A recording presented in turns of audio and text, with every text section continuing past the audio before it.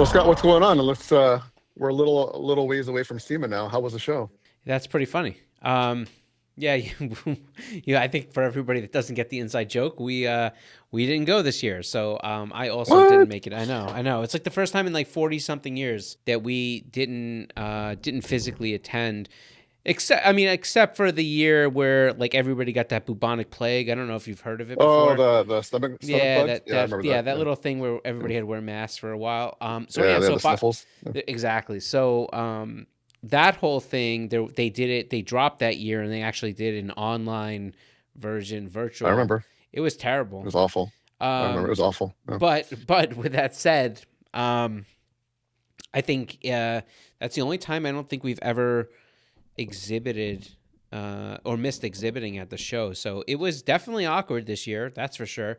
I felt I had a little bit of FOMO, like a little bit, and I think that's I tried to get with people that I knew that went to the show and kind of really Sure. stay on top of social just because I wanted to see what was going on there. So, uh, you know, interesting. Yeah, I did some deep dives into multiple bills just that I was curious about, and some of the drama and stuff like that.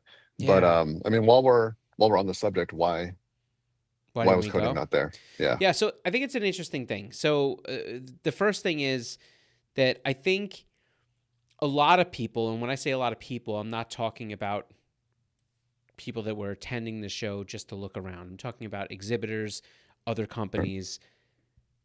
For I has to be 10 or 15 years, many of the more established companies have been saying how this has been a tough show to really get an ROI on. Right. And and look, and so I want people to understand what this means. I'm not knocking SEMA or the SEMA show in any way. I think that when you look at a show that's this massive, and you have to understand that these companies, when you have even let's say a 30 by 50, by the time you get all said and done, you may have spent $125,000 Yeah. to have 1,500 square feet. Everything you bring in is subject to drayage charges. There's a lot of different rules because you're dealing with union. I mean, if you want to plug an extension cord in, you got to have an electrician. Now, when I say electrician, you're thinking of the guy that comes, he's got his pliers and like really has a know-how, and he's going to run lines and conduit and stuff like that. These electricians are people that don't always have any knowledge at all, armed with a thing of duct tape, and they're going Right. to duct tape an electrical extension cord down on the ground. So I guess what I'm trying to say is like there's a large expense that comes with these shows, and at the end of the day, I think if you're an established brand that has a dealer network that you're not going to open up every Tom, Dick, and Harry that kind of shows up to your booth.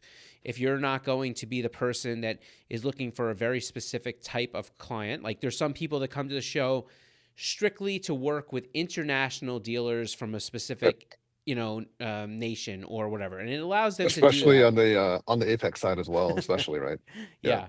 Yeah, yeah, for sure. So that this is a powerhouse, and you can do great things with meetings, and there's a synergistic thing that happens when you're at these shows that can be magnetic. You may get some deals and some things that happen at the bar because you're surrounded by automotive people as we take over the city, kind of thing.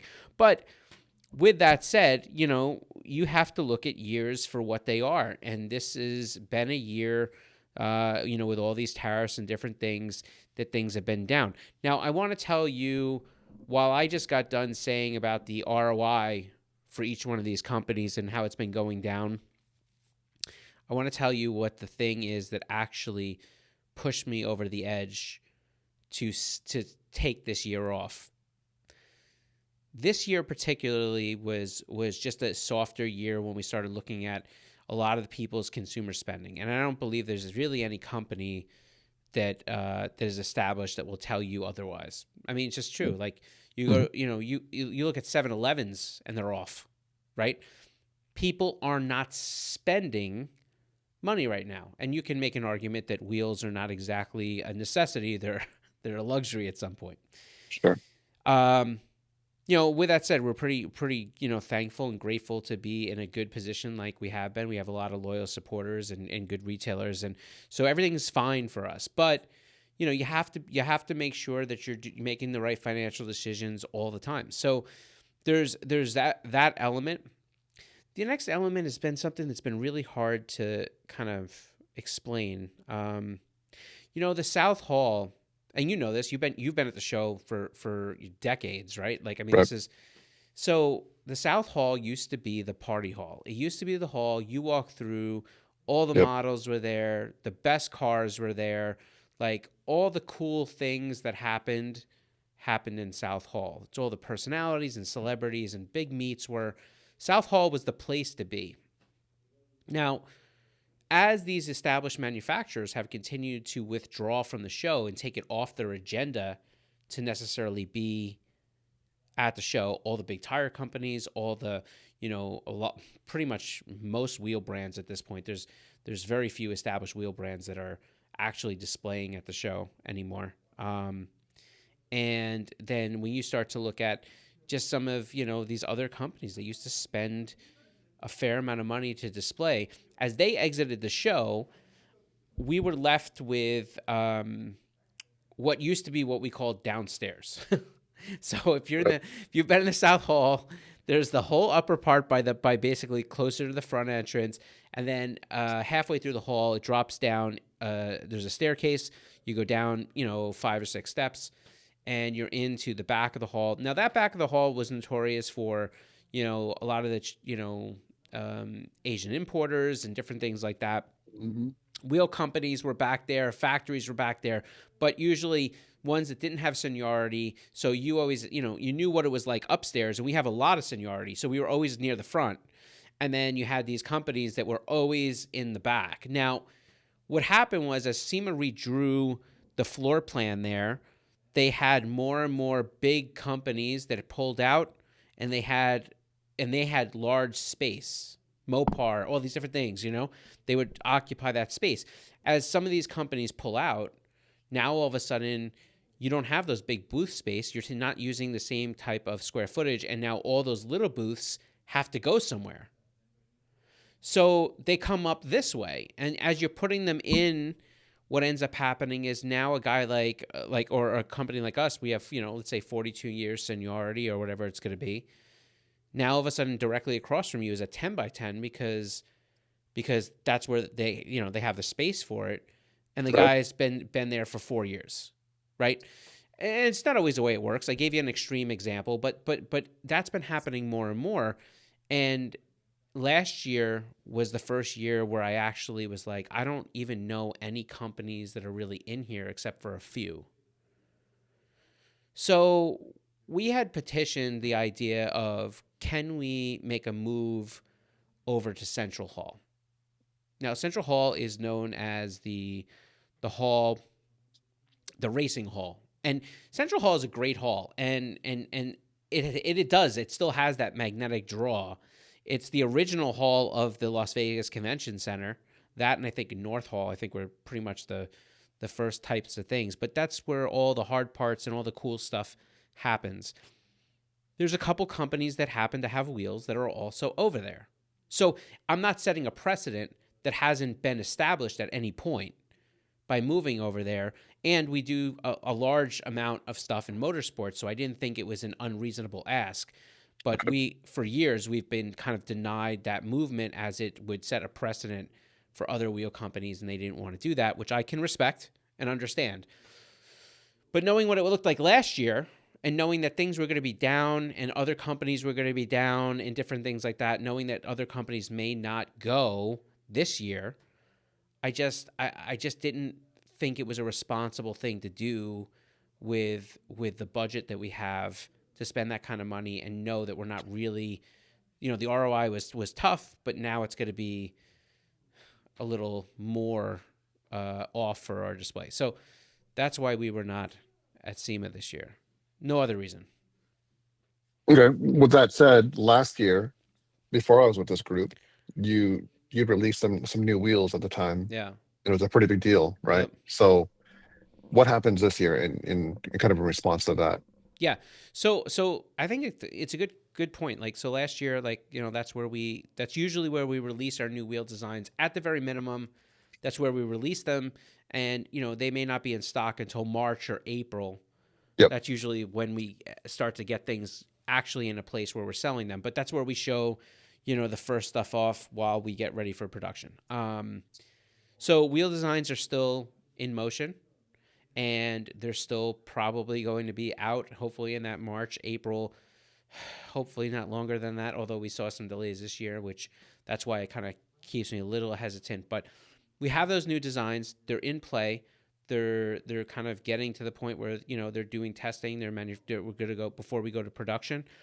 And we decided that we will show you those things, but we're going to do it closer to the date that you're going to actually buy them, Right. just because we didn't want to end up into that thing where if there's any delays, we're kind of teasing people, because that was Yeah. tough this year. I got to be honest Right. with you. From my perspective, the toughest thing was there was just so many factors that changed, and there was a lot of things that we kept going through, and I don't want to be that person that says like, "Hey, they're coming." When? Oh, they're coming. Oh, when? They're coming. Like, so we have all that stuff. It's going to happen.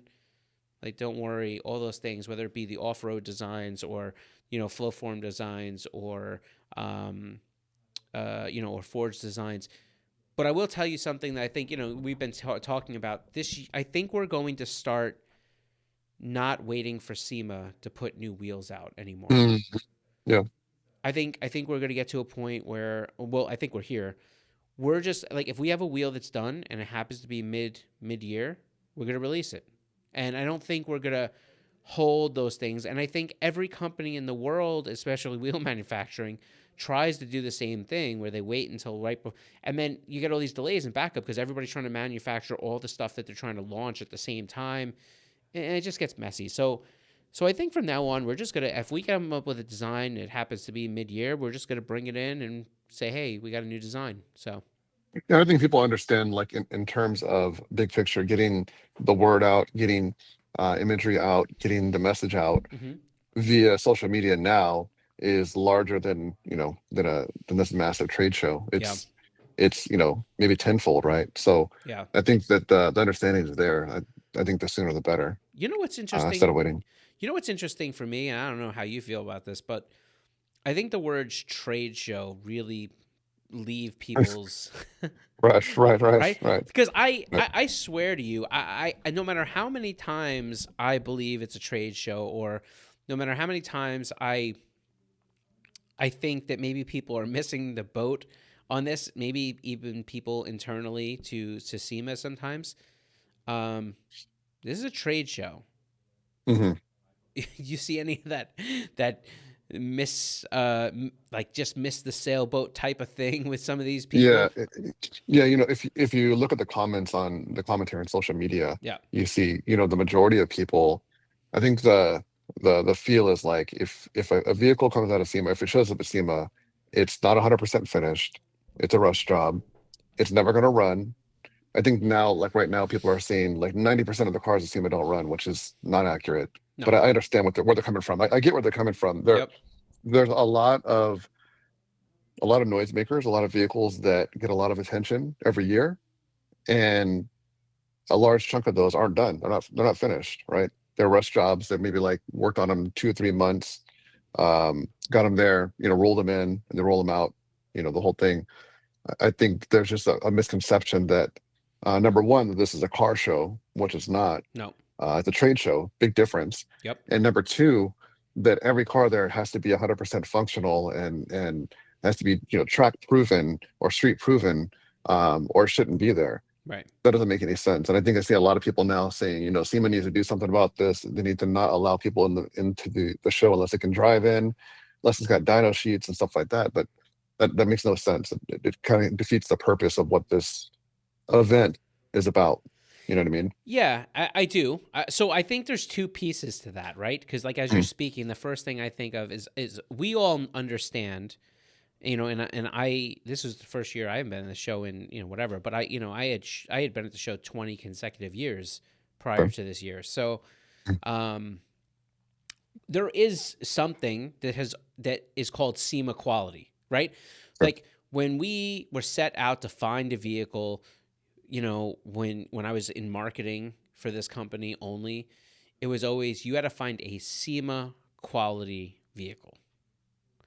We all understand that SEMA quality vehicle means it's a pristine as you possibly could get it. I understand that portion because I've been forced for years to find those cars. And Sure. sometimes you hit and sometimes you miss. And Right. and the problem with the miss is that you usually don't know it until you're staring it at in the face. Like Right.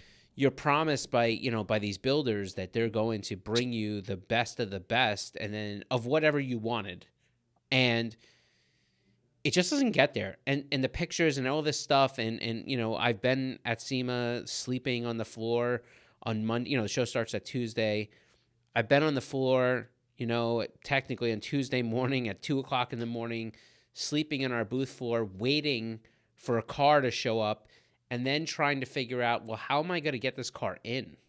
Like Yeah. the carpets are down, things, and you have to move people's booths and put things back, and you bribe union members to try to get the car in, Allegedly. Right. Right. allegedly.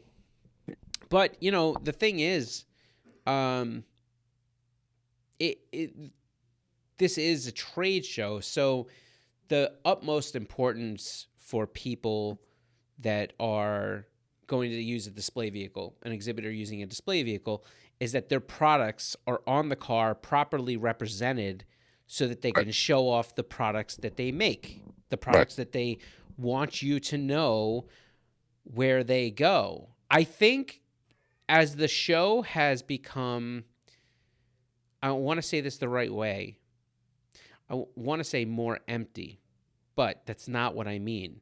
Because as the show has had more open square footage appearance wise, I'll say that, I'll explain that in a second too. Um, and they've used feature vehicles or other Hmm. builds to fill up the halls to make it Right. feel like there's substance there.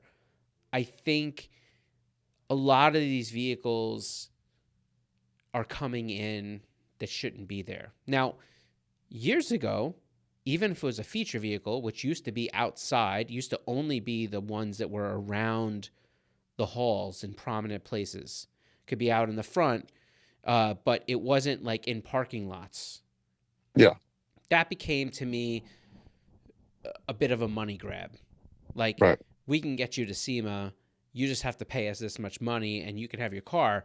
But the truth about a feature vehicle and what diluted most of the feature vehicles was that they were in parking lots where you couldn't see any of the products and they were so far away that, you had a hope that maybe the general public would walk over there just because they can get into those lots and they could just see, quote unquote, this car show that was over there.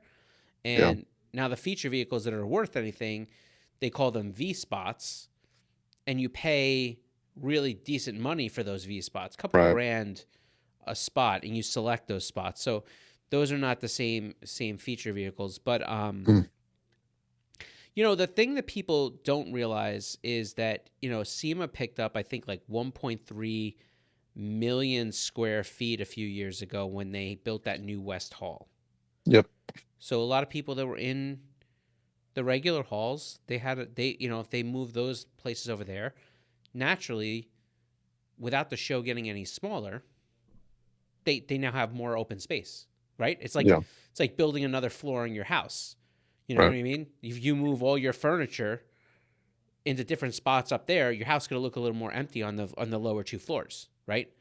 Um, but you have the same amount of furniture. So it's kind of like that. But I think a lot of those feature vehicles, they're just kind of letting any of those feature vehicles in, and that's their prerogative to do. But I think what ends up happening is the byproduct of that is you see a lot of vehicles that are just there, and those people didn't get their cars finished, or they wrapped. I've seen some wrap vehicles, some photos that are just hot Mm. mess, hot mess. You know what I mean? Right. Right. So there's that stuff, right? Yeah. And I think that the scale too, like the comparison, you have to kind of look at is like there's some we talk a lot about import and in Japanese vehicles, but some of the domestic vehicles are on such a high level Yeah. that the expectation is like, I mean, you see some of them, you've seen them that have been completely from the Oh ground up, yeah. but they didn't start 3 months ago, right? They No. started 3 years ago, and these are vehicles that have, over $100,000, um, just probably just in the labor portion of it. Yeah. So that level is completely different. But I think that like in terms of our world, like I said, a lot of people are misconstruing like what is this actually for? The idea is if you have a wild build, whether it's running or not, finished or not, you put it in a booth and it draws eyes and it gets conversation and gets social media attention, or at the show, it gets people to come to your booth and go, what is this all about? And then the person starts explaining, yeah, it has this, this, and this. Also, our radiator is in there. Right. It's a perfect fit. It has, all these different qualities. Let's talk business. Yeah. That's what it's for. That's Right. what the div in is for. So Yeah. whether the wrap fit right, or looks right, or it's got bumper gaps, or whatever it might be, the idea is a little bit of shock factor. Bring people to your booth. That's the whole idea. Yeah. Just like when the models were a big thing, Man, back in the day. and the models were a big thing. When I get Yeah, to, like I don't models. Yeah. yeah, I mean, but they was that was like a thing, man. We had Oh yeah. when I tell you that there was probably just as much stress on finding your booth models as there was finding the vehicles Oh for your yeah. booth. 100%. Right. Right. Yeah. So, I think there's that. I think I've seen I saw some comments on some of these people talking about, man, that car overheated. I heard that car overheated on the way out of the hall. Like, you Yep. should be ashamed of yourself bringing that car to SEMA. And I'm like, the car looked good. I don't know what we're talking about. It did Like, it did its job too. It brought people to the booth. yeah. It got people on social media talking. Whatever company brought it in, got a Right. bunch of in terms of ROI, that's it. That's what you want. You want the Right. attention. So it worked. It did its job. Whether or not it's the fuel rail is not hooked up, or Right. whatever it might be. Um, sure, it might be a little bit embarrassing to the builder, but at the same time, they did what they were supposed to do. Yeah. The car did what it was supposed to And do. So let's not pretend that this is I mean, let's not say that this is something that's new. Like, right. Bluetooth drive shafts have been a thing Oh yeah. for, Yeah. 15 years. I mean, if you guys Maybe walk more. out, I mean, those trucks out front, like, half the time, like, they didn't run. You just pushed them in, and like, they did not have drive shafts. No Right. drive shafts. Like, Right. there's no way it could ever rolled in on its own power. So, I don't think that's new, and I think that, look, do I wish that SEMA was the upper echelon for all cars that showed up? Absolutely, right? And I think that there's a lot of pride when you can bring a build there that's like that. But what you said before about when you're looking for a booth vehicle and the draw has superseded now the vehicle, right? So if you get somebody, and we've done it plenty of years now, where we'll pick a booth that's from one of our, we'll pick a car that's from one of our influencers that we know is going to do a signing, or the car's cool, but Right. whatever it is. And the truth of the matter is, we've also gotten to a point where, when you walk around SEMA, if you've never been there, you'll walk past a $1.5 million car, and you will just miss it. You'll just walk right by it. Like, it happens because there's so much sensory overload when you're walking these halls, that it ends up being one of those things that you can miss something that otherwise on the street or out in the public or in the open, you would just stop and spend 20 minutes looking at it. Yeah. You can definitely have like that lost in translation type thing. I will say um, there was a company that I worked for through a media agency, Mm-hmm. and for SEMA, we were kind of tasked with covering the happenings in their booth, Yeah. and they had a number of very high profile car people, like very very high profile, Yeah. and they would come in, they do the signings, the whole thing. But as I'm there, I was there for probably like 5 or 6 hours throughout the day. You see how many people come in, Get they their do the stuff, autograph thing, they leave. they get their free stuff. Yeah, and I just don't know. Like, I think for that company, it was more about brand identity Yeah. being related to those people they sponsor. I mean, they had like MMA fighters, they had all this stuff going on, Yeah. but they weren't, in my opinion, they weren't selling what it is they produce. You know Yeah. what I mean? Right. But in terms of having a presence, I mean, it was a huge booth. They had lines, wrapped around all day long throughout the entire week. So it was a different vision, and I think it definitely helped with brand identity, Yeah. but completely different from like the small group over here that might be doing suspension. They've got like an influencer vehicle in their booth, and their whole idea is like, we're trying to show you that this product works on a vehicle that's been proven to work. Yeah. It's just a different look, right? Like one has multi-million-dollar budget, the other one doesn't. Yeah. But their focus is get that product out there, let people know that it actually works. Right. Whereas this one is just brand identity. So there is that too. Yeah. There's those two different lanes. Yeah. I think. Well, and it all Um, translates to the same thing. It's eyeballs, right? yeah. Right. For us, if let's say we bring an influencer in, it's not just the eyeballs that we get from all the people coming for signings or coming into the booth to look at the car that they've seen on YouTube for, 3 months or whatever it is during the build process.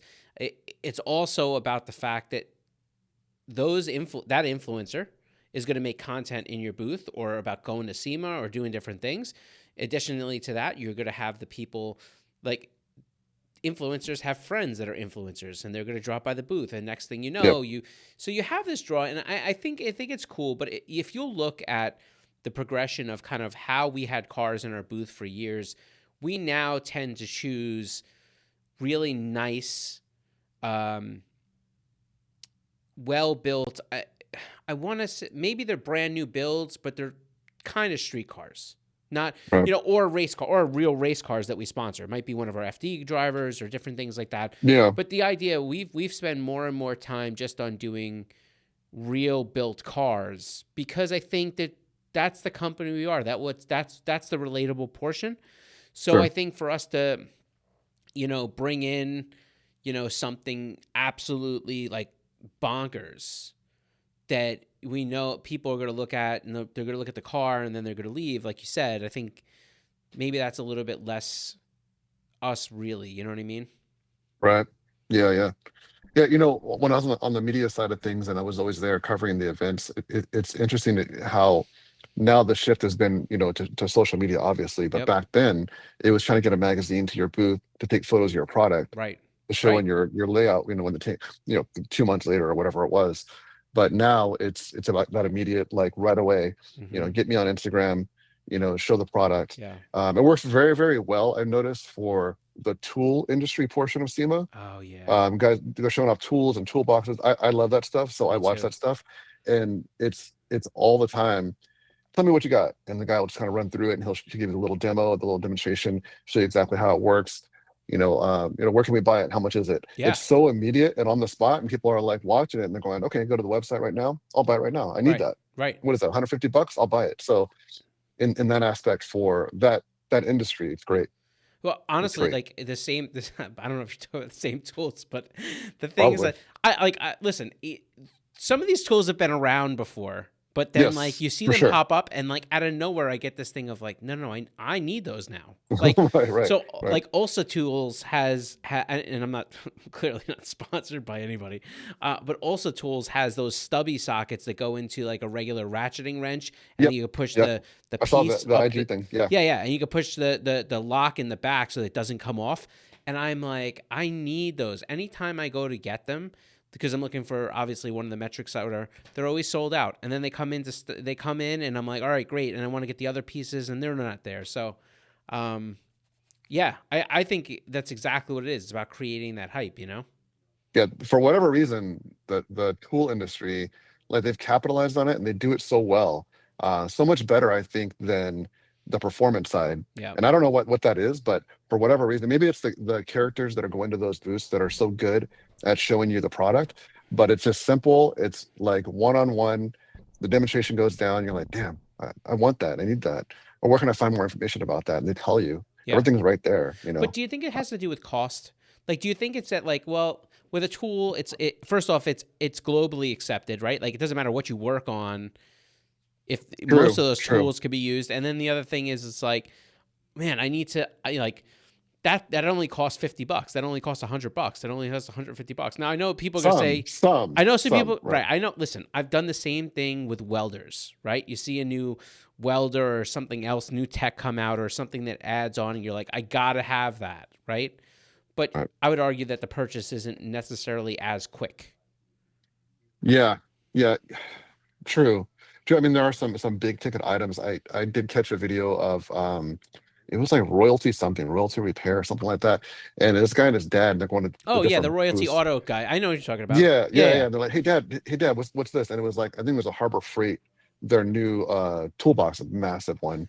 yeah. And it's like, I don't know, maybe like $4,500 or something, which is crazy cheap compared to like Snap on. Snap-on, it's like 18 grand or something, right? So the guy was saying on the video, he's like, look all the space, and he's kind of going through the drawers and all that. And he's like, we already give guys that have worked with us, technicians, after 2 years, you give them like a bunch of tools. Maybe after 5 years, you get them one of these. So I think in my opinion, that's like the best sort of advertising for Right. Harbor Freight in this instance, because it's like this guy's gonna probably buy multiple boxes and kind of reward his employees with it. It's just a great way to like show in person like how good the product is, right? Because if this guy comes over, he's not sponsored by them, and he goes through it because everything here is so good. I'm gonna buy multiple boxes Yeah. for our employees, and when they hit that mark. So it's Yeah. just a great way to advertise.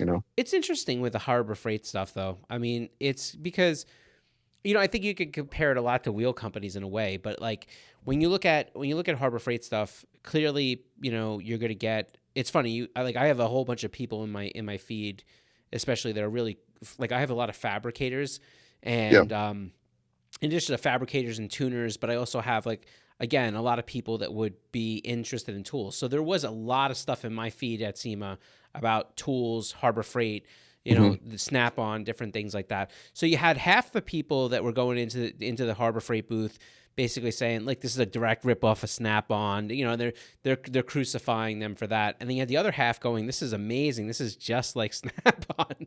but Yep. but I guess where my point is that like you know people get really. I think the people that spent all the money to get the Snap-on stuff, or they have a long lasting legacy and brand thing with Snap-on.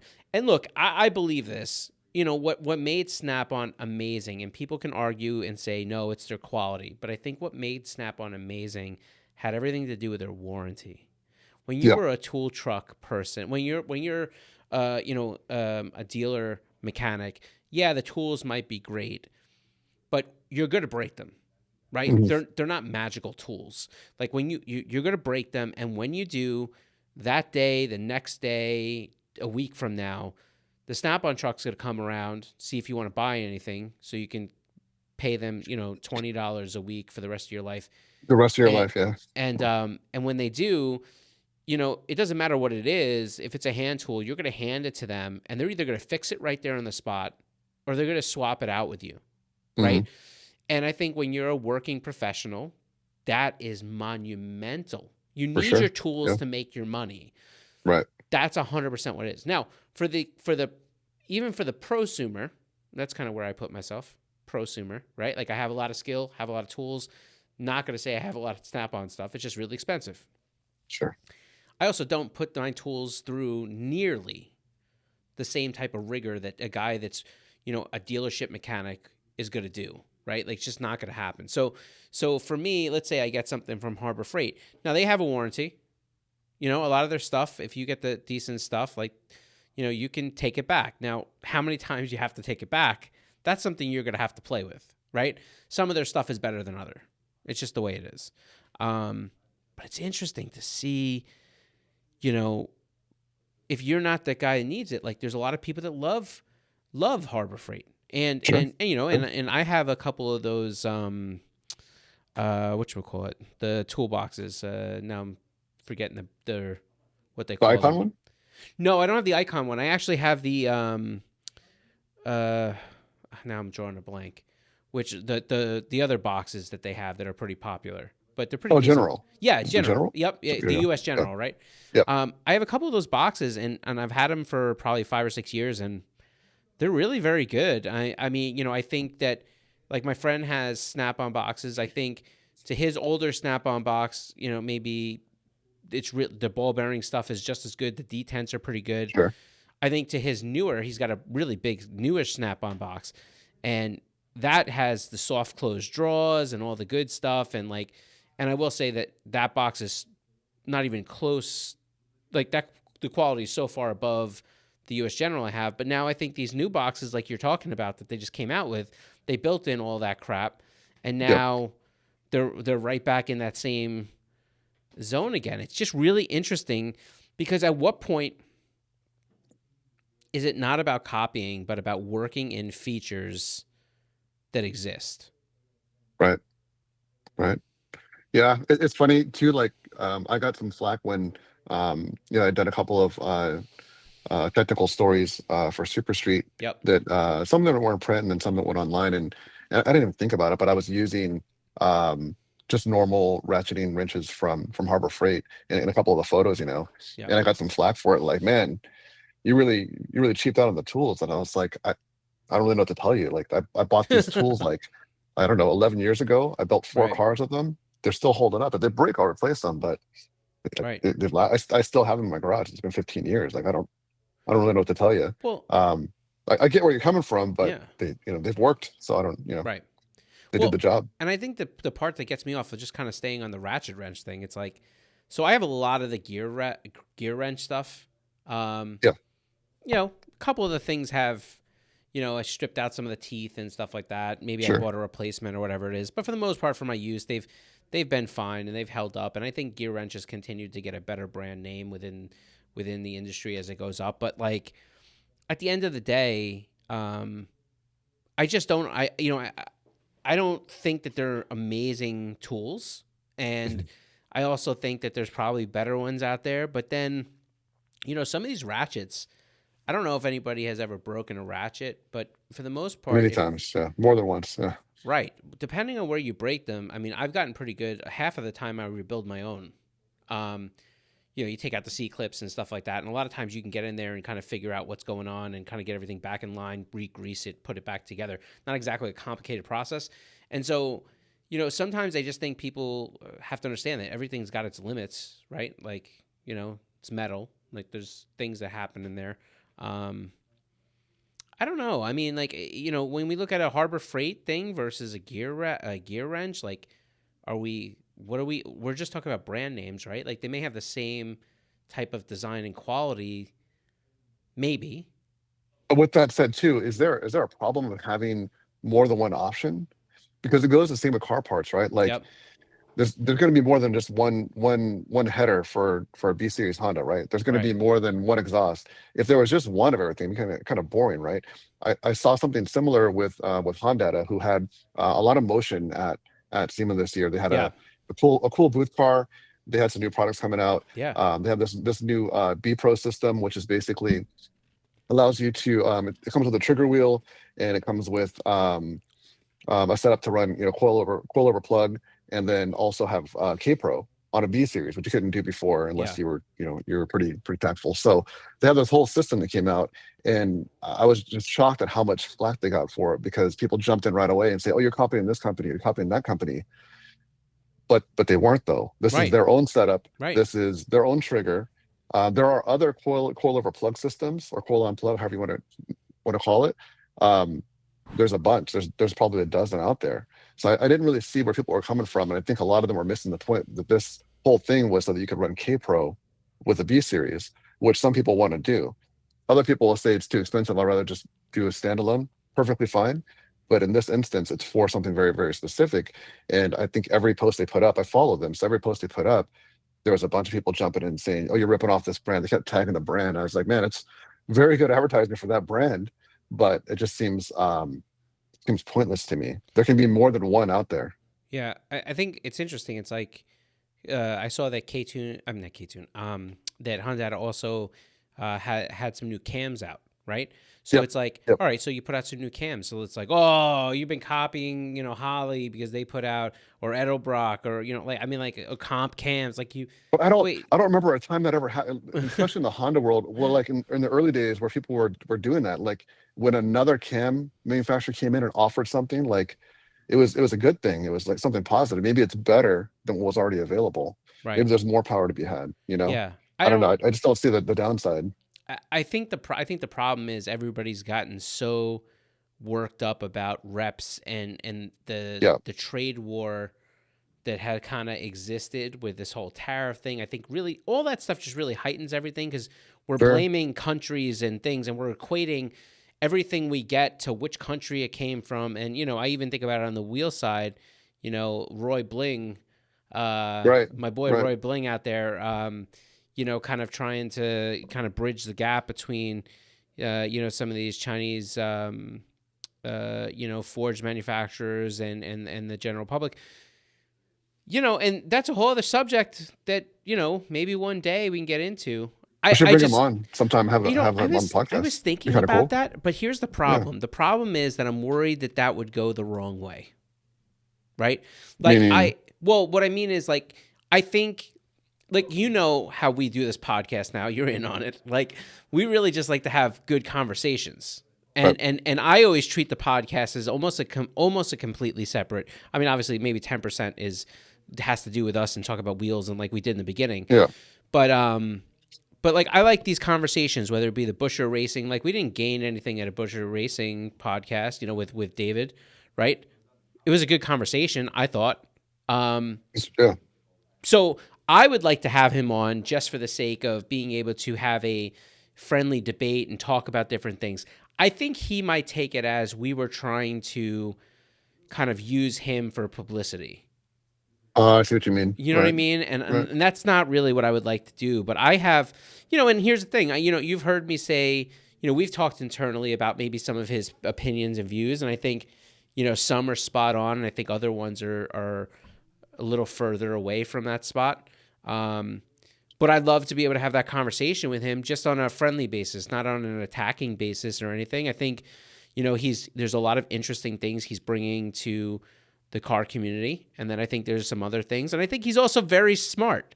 And what I mean by smart is he knows exactly how to push the right buttons between a lot of different people.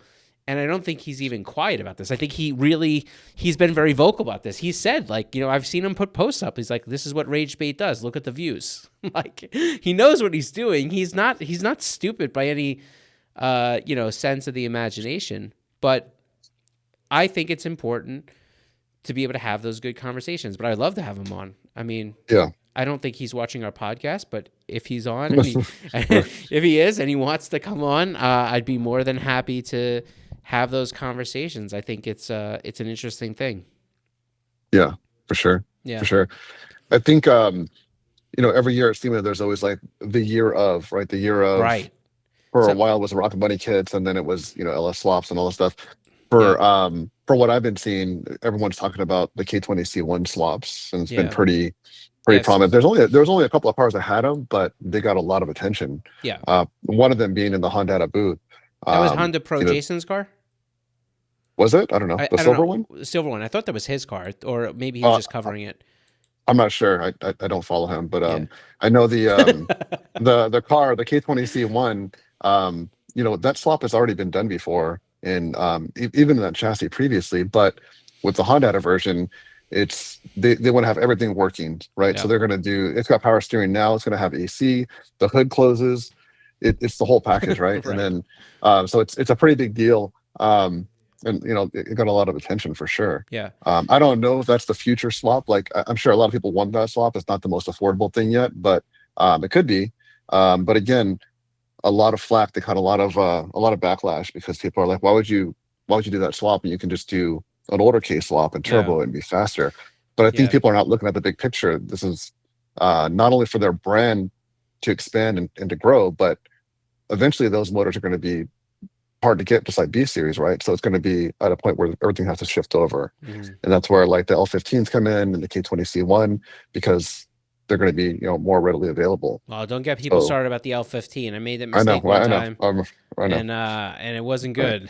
Right. I heard. And it was with Doug, so it wasn't even like it was with Honda. But anyhow, so real. I want to say, all right, I'm going to tell you the general feedback I have, between knowing people that were at the show, knowing other exhibitors, between, knowing influencers that built cars for the show, between,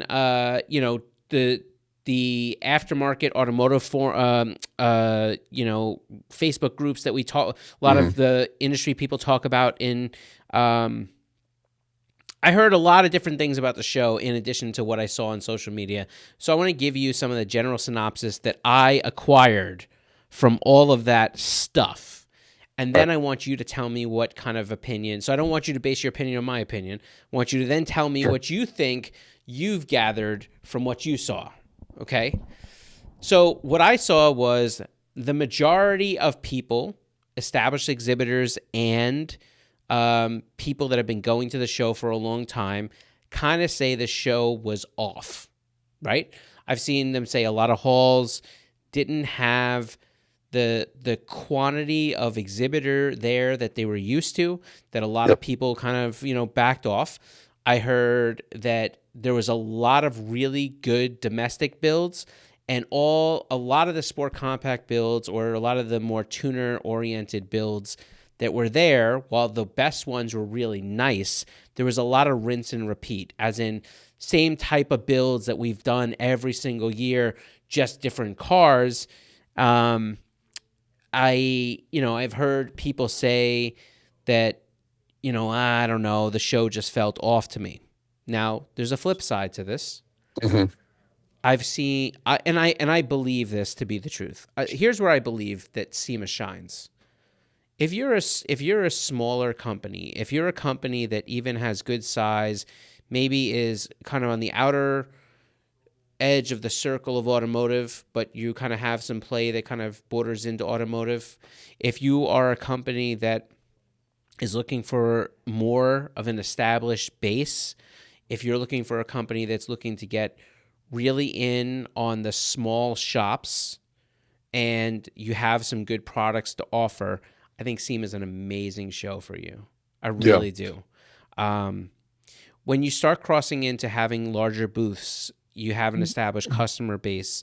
You are there not looking for dealers, but you're trying to continue brand awareness. I think it gets extremely difficult to quantify the ROI that comes from that show. Yeah. Right. The the other thing I think that SEMA does extremely well is it does become a meeting place for all these people to gather, and some amazing things come from the networking and the ability to make meetings happen so easily at the show.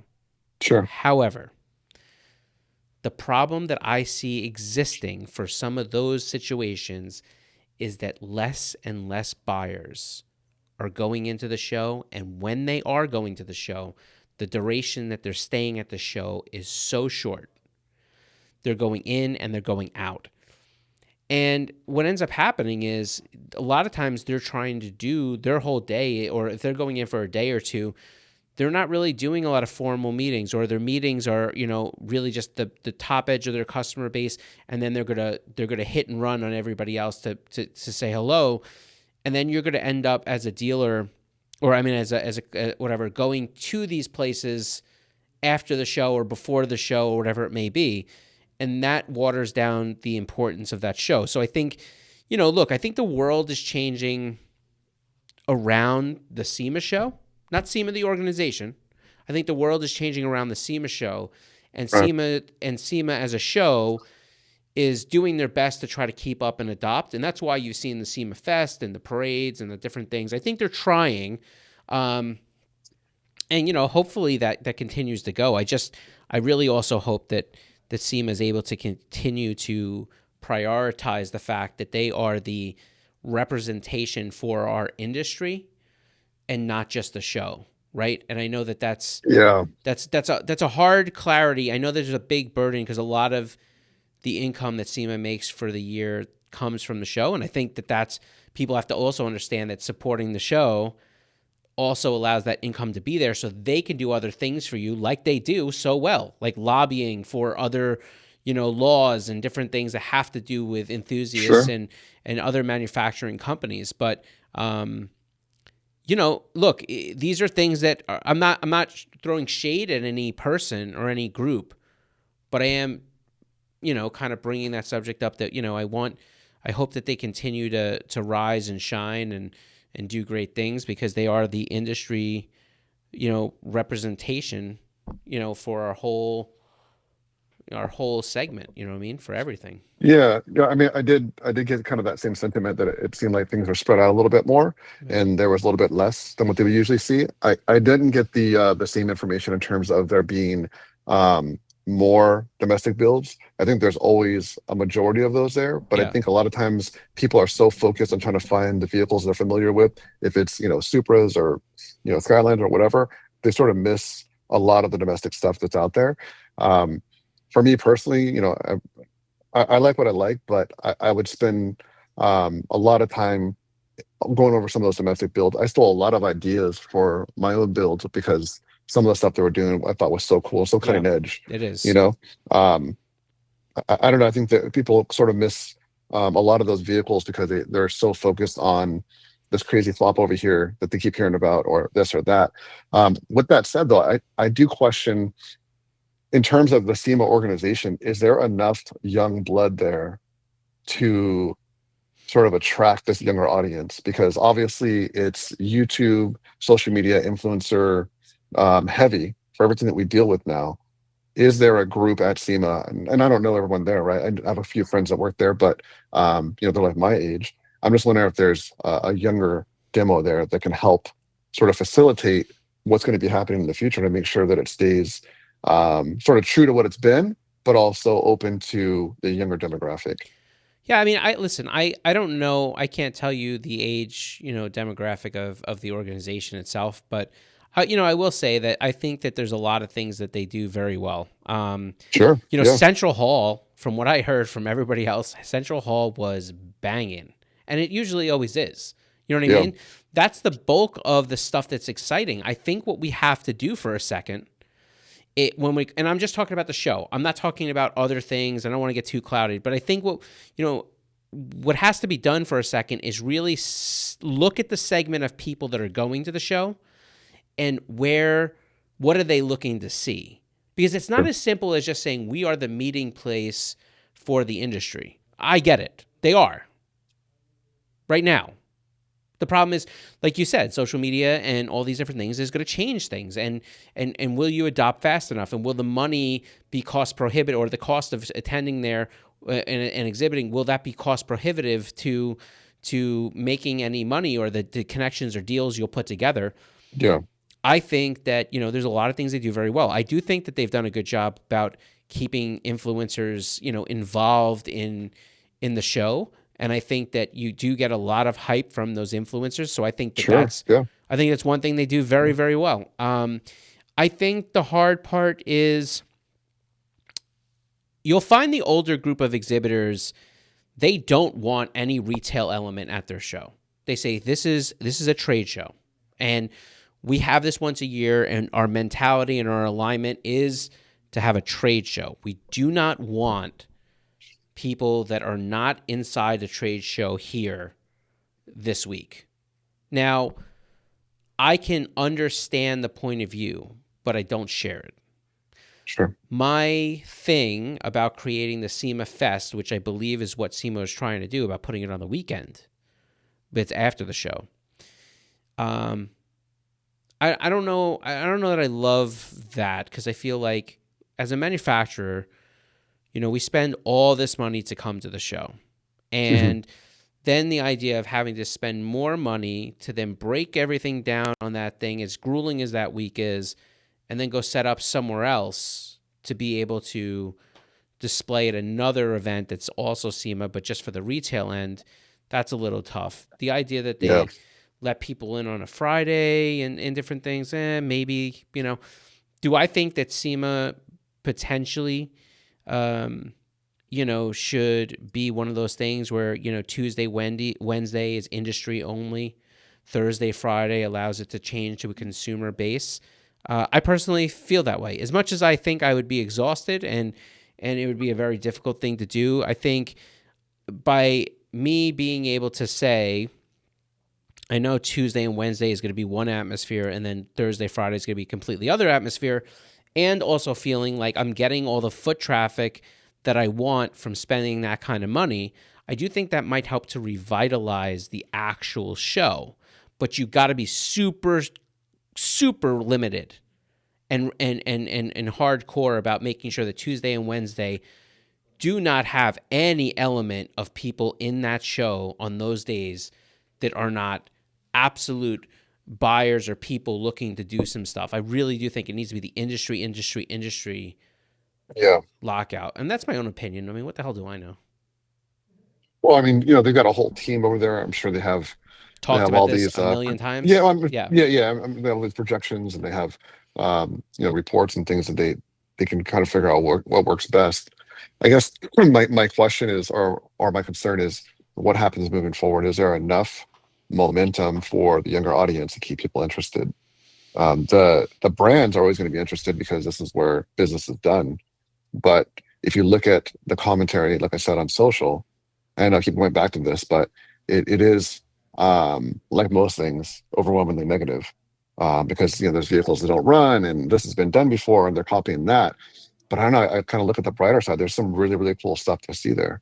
Um, you know, the car in the Honda booth with the K swap, it has been done before, but not to this level. And that's exciting because this is like a whole nother level of builds that are going to be happening in the future. It's going to be based on this swap. So it's very important that this goes through. Um, there's another one too that I'm sure you saw or heard about, the Odyssey Type R Yeah, of that course. the Yeah. JDI and did, I think, with some help from BC. Yeah. It's cool. People, I think, right away jumped on it and were saying Honda has to build this. If they build this, they'll sell a million of them. They won't. That's completely false. But it was more of an exercise in showing what JDI is capable of doing. They use OEM spec connectors and wiring and things like that.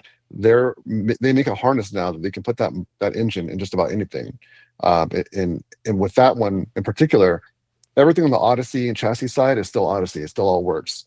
Everything on the K20C1 side, that works as well. And they merge them, right? So you still have all the basic functions of an Odyssey, Yeah. but with that engine. So do I think it's the coolest swap ever? Not really. It's kind of silly, but I like the fact that they're in order to show that their product will work with anything.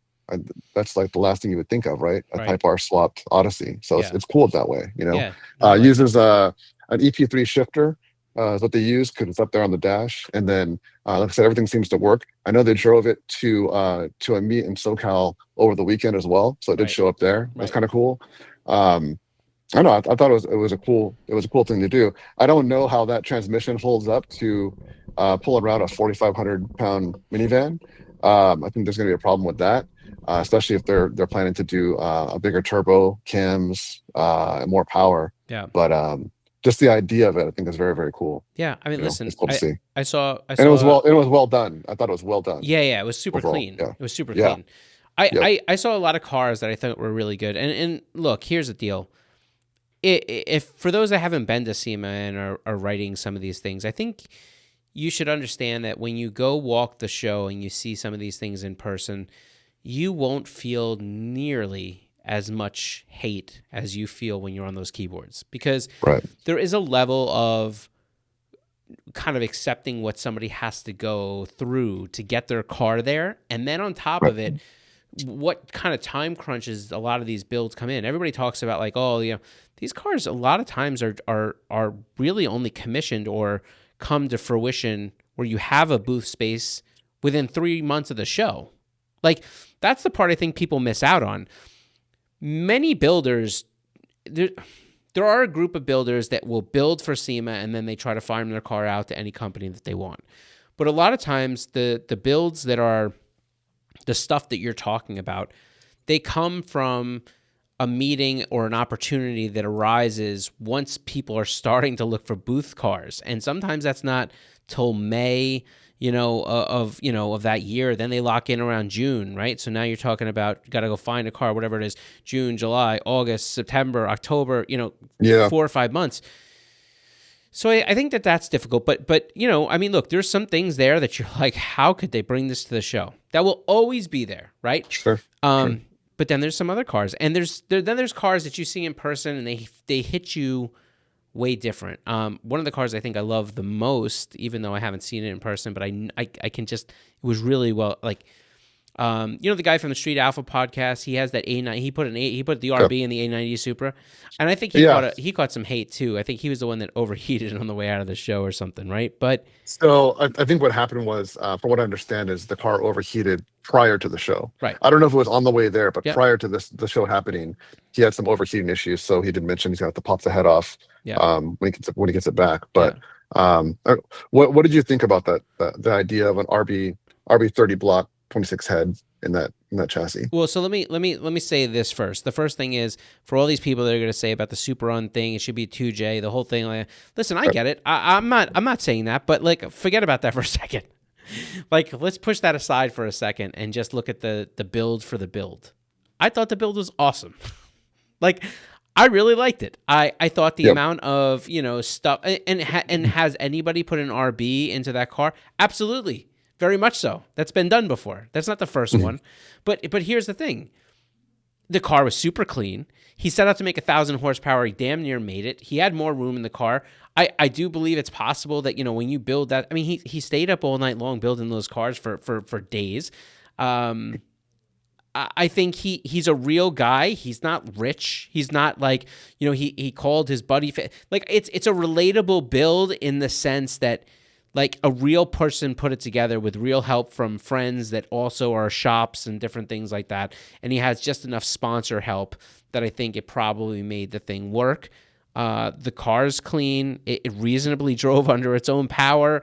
It was well thought out. I mean, there was some custom things that had to get done in that car. Things like the steering rack that you had to figure out, and a lot of the accessibility to be able to make, components and modules with that came with the A90, continue to make everything work, and the CAN bus system and all that stuff. So this wasn't like, you just, you got an old Mustang and just yanked the motor out and you had to just connect 4 wires. You know what I mean?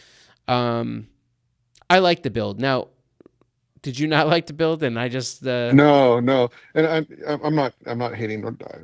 People think that I don't care, but I think it just made me question, like, why do this swap?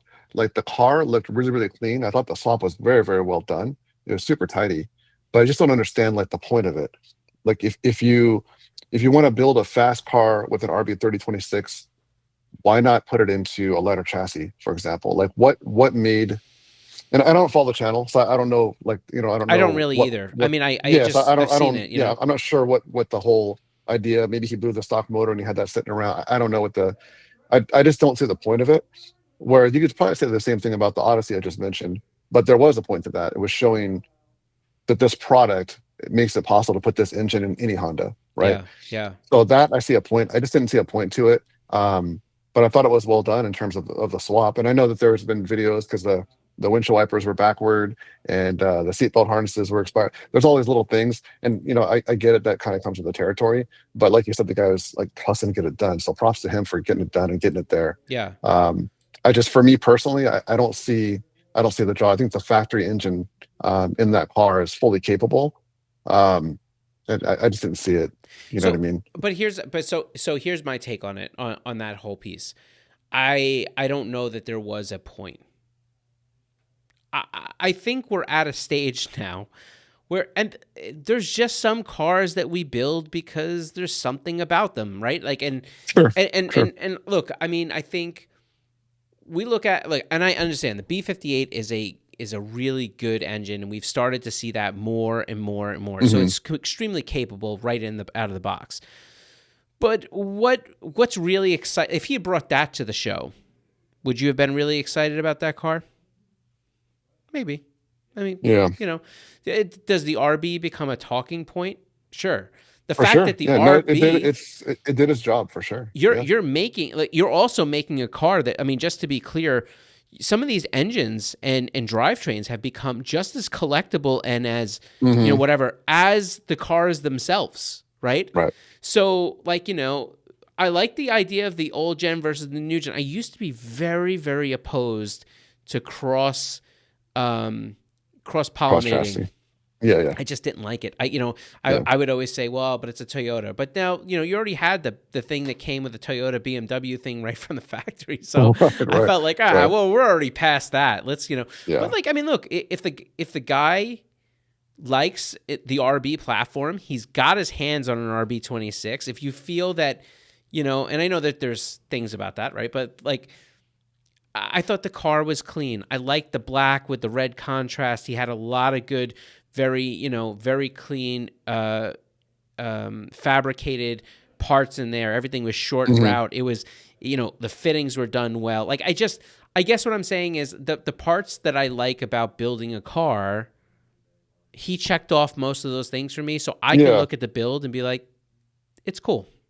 Yeah. Right? No, it was very well done for Yeah. sure. I just, again, for my internal car building nerd, is just like, but why though? Why? There's so many other options, but like you said, sometimes you build stuff to build it. Yeah. There's another one. Do you know that Brad Builds, that guy? Have you heard of Brad Builds? I don't know. I don't. Maybe.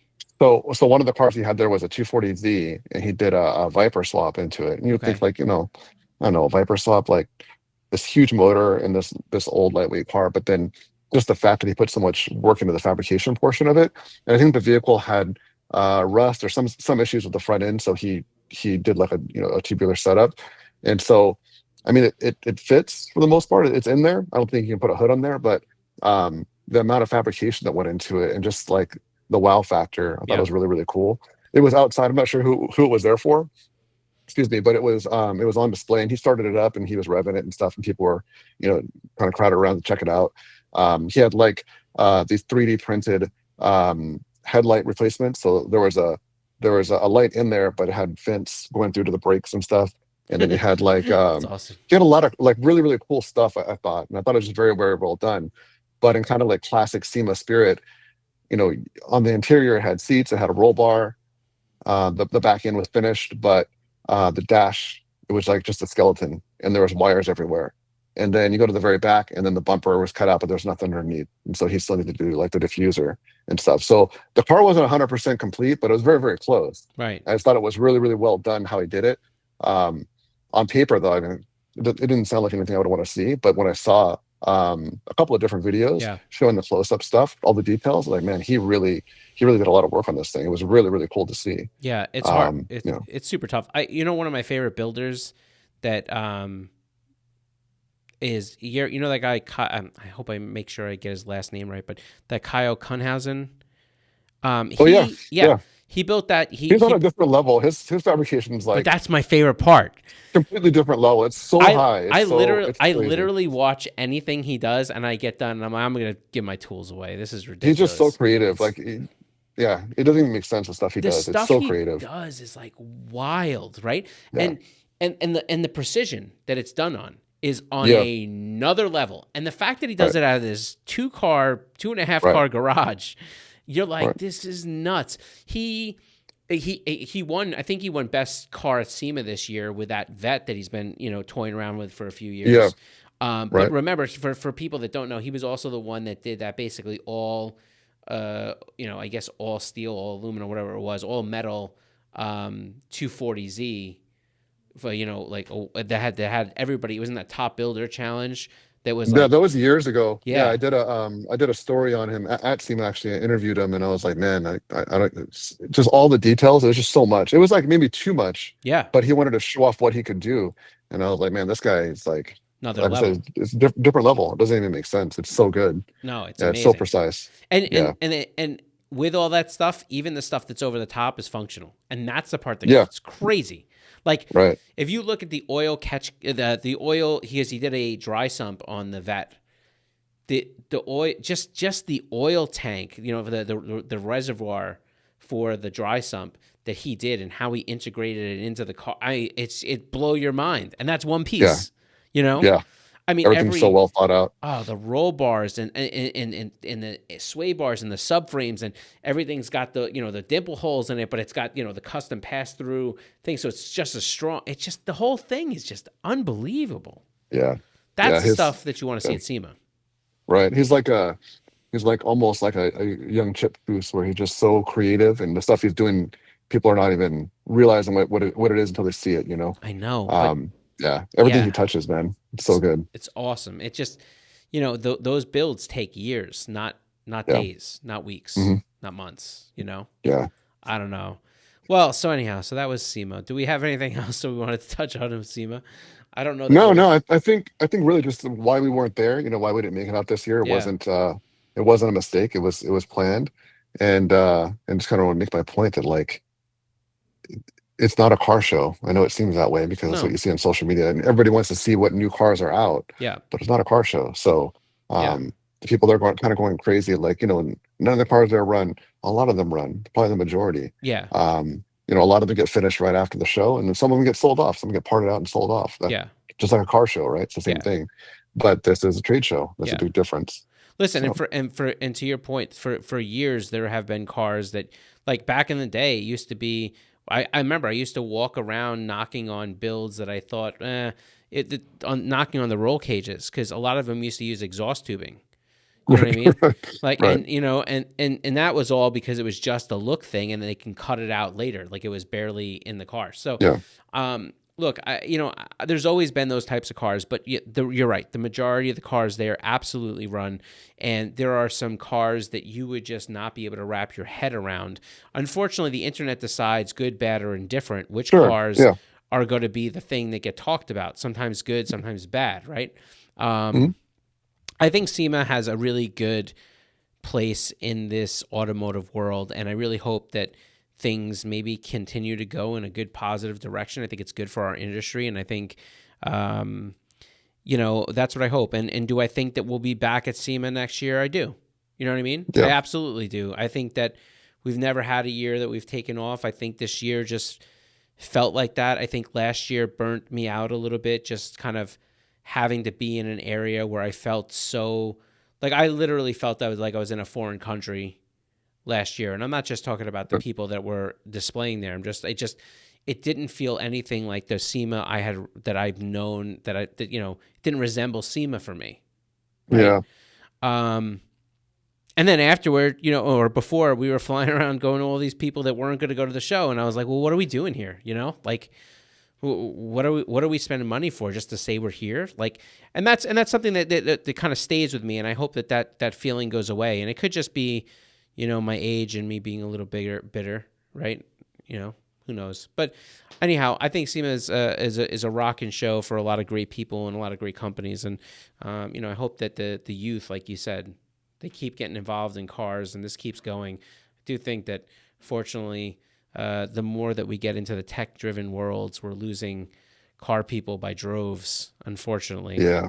Yeah. We got to stop that. We got to get out there, Matt. We got to show them the way. I know.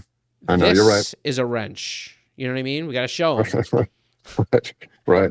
So, right. Even if it's a Harbor Freight wrench, it could be a Harbor Freight wrench, matter. but you got to use matter. it. Just use the wrench. It still works. Yep. All right. Well, listen, let us know what you think about SEMA down below. I know that there was a lot of talk here, and you're getting it from two guys that didn't even go to the show this year, but I promise you I was at those shows those other 20 years. And what I said many times. Yeah. What we said was probably fairly on par. But let us know what did you see any builds? What were your favorite builds? Do you like the idea of there being a kind of a day or two where the public is allowed to go for tickets and go through all these booths? Do you think that it should remain just a trade show? Like, do you think that, the show itself is less relevant, or is it more relevant? Do you think that there should be, what kind of changes do you think should be at the show that maybe would be for the better? Throw your opinions down below. Very interested to hear. So that's it. Everybody take care. We'll catch you next week. Peace out. Yep.